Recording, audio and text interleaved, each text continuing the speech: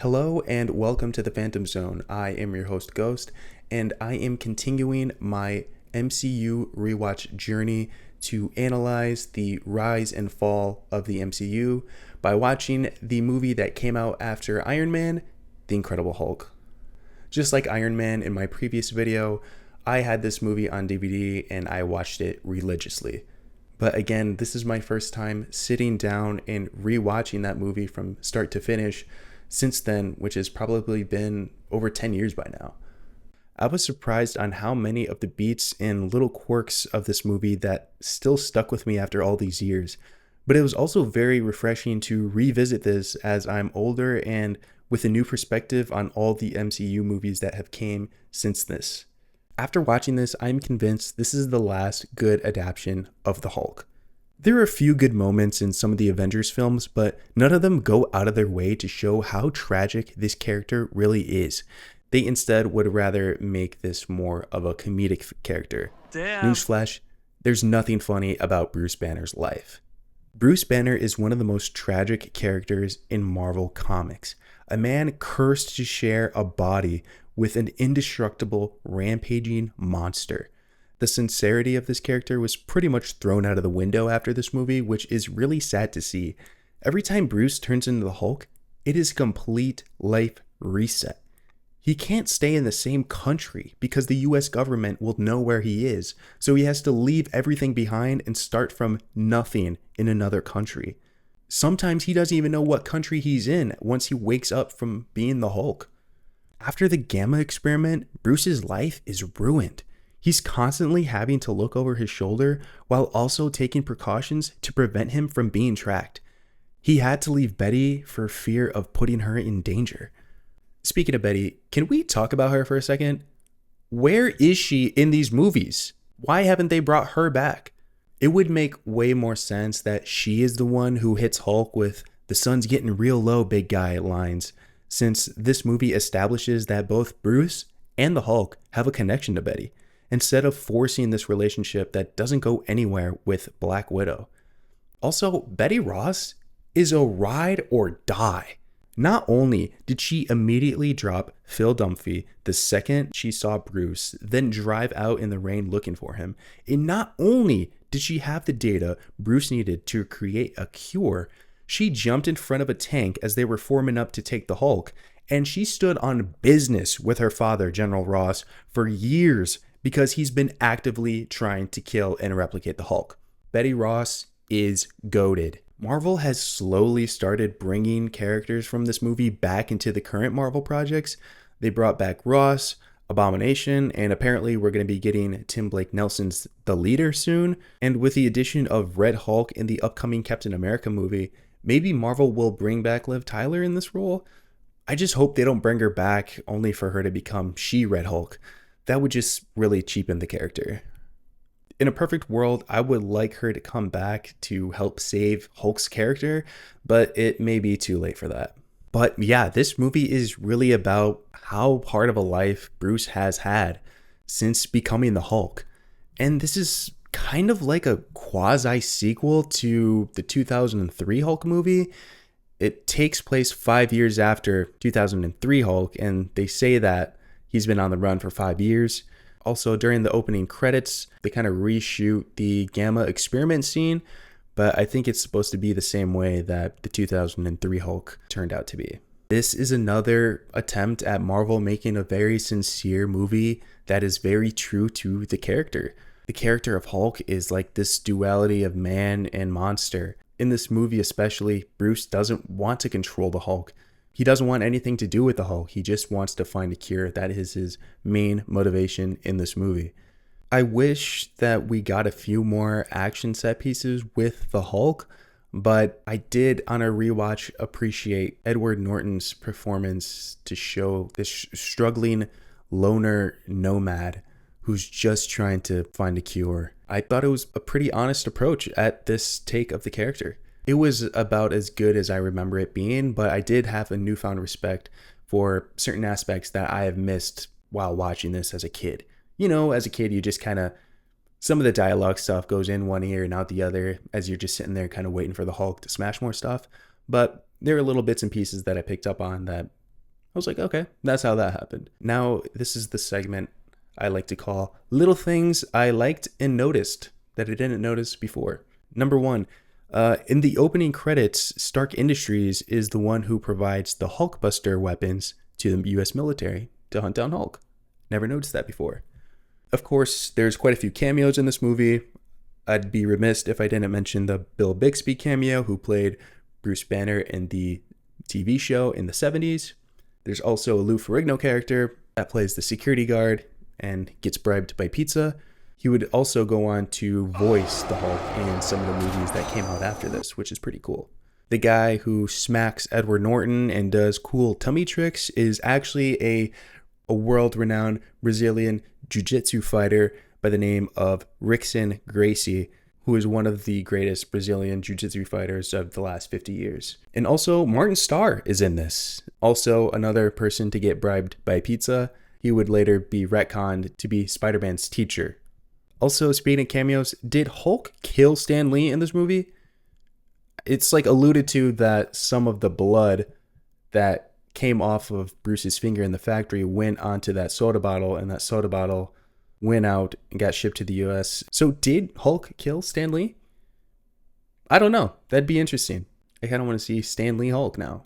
Another thing I never noticed was that going back to the factory scenes, he works a job in day labor, so he's not on the payroll, even though his supervisor wants to put him on the payroll. But he doesn't want to be on the payroll because that way he can get tracked by the government. That's a cool little detail that I never noticed before. I also loved the initial Hulk reveal in the factory. The build-up, the whole less is more approach to the scene, I think is really effective in my opinion.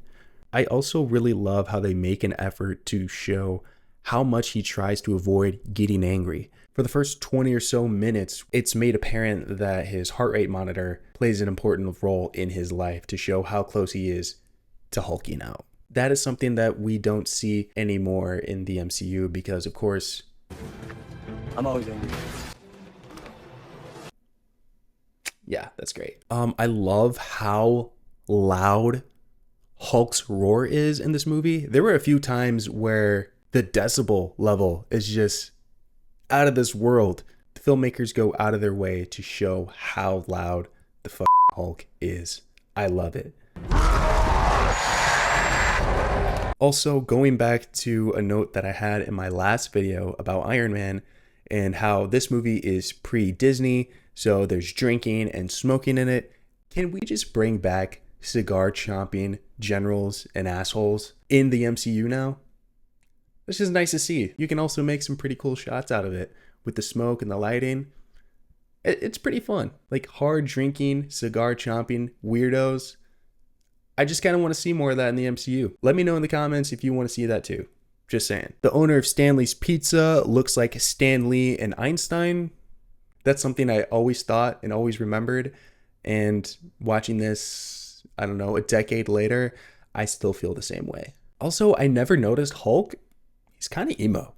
He's kind of a loner. He's kind of a sad boy in this. Like, not Bruce Banner. He's that too. But the Hulk, he's not like raging out. He's not this spastic monster that we see with the Mark Ruffalo Hulk. He's kind of sad and reflective at times, especially when it comes to his protectiveness of Betty Ross.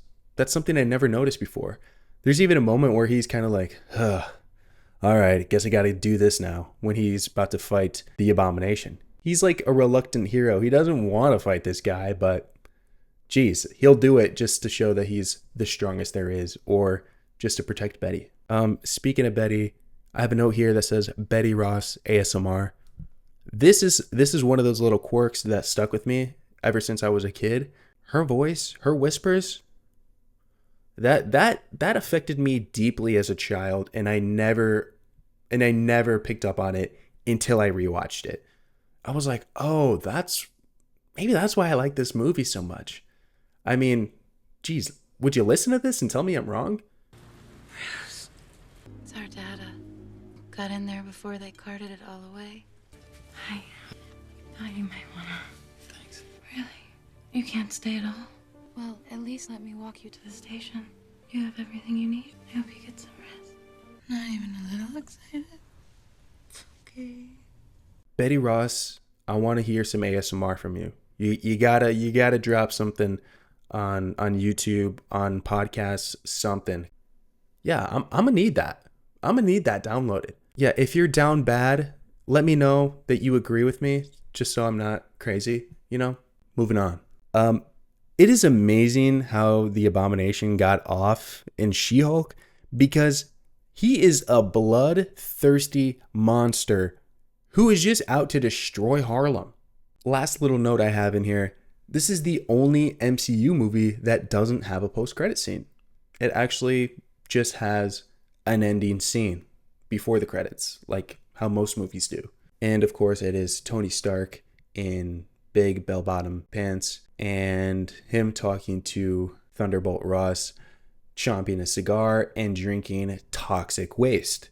Just like in my Iron Man video, this movie looks amazing. It doesn't look flat like some of the other recent MCU projects, probably because, again, it was shot on film and in real locations. Why Marvel went away from this? I have no idea. Marvel, what are you doing? And when it comes to ranking the MCU, I feel like a lot of people have this movie very low on their list, like definitely towards the bottom. And I would have to tell them to rewatch this movie and reevaluate that assessment, because especially after some of the new recent MCU movies we've gotten, this one ain't so bad. You know, this is a pretty good movie, I feel.